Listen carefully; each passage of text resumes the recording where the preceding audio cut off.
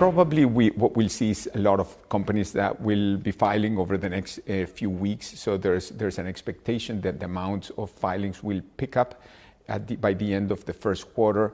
Now, in the medium term and long term, the fact that now there's consistency in the approach that CSRC is taking about, international listings, I think it's a very welcome change, and so we look forward to continuing to have companies that can list in Hong Kong, in the mainland, internationally, in the U.S., anywhere around the world.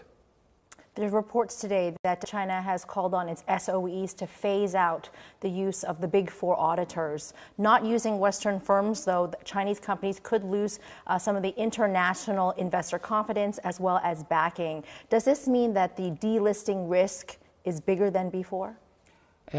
I don't know.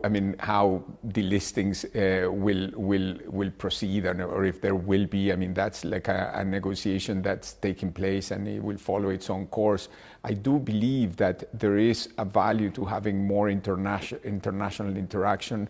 We are the window that connects China and the world.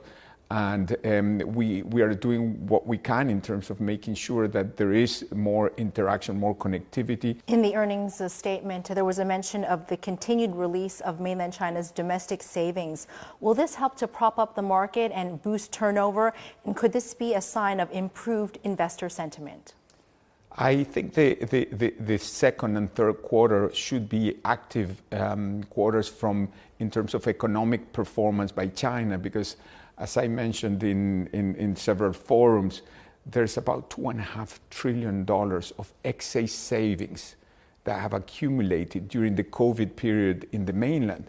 Now, all that consumption that didn't have an opportunity to use that, or that preferred to save, all of a sudden is going to be turned back into the market, creating great opportunities for growth.